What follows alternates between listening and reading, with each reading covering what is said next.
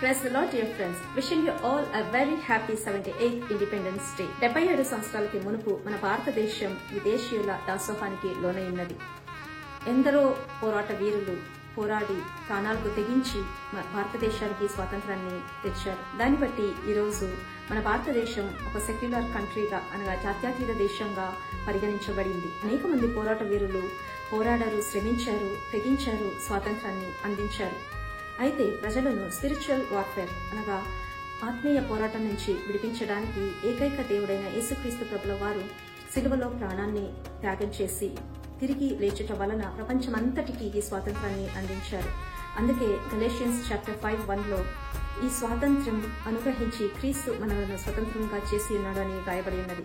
78th independence day జరుపుకుంటున్న మన భారతదేశం మరలా అపవాది దాస్యానికి లోను కాకుండా నిరంతరము క్రీస్తులో స్వతంత్రాన్ని అనుభవిద్దాం.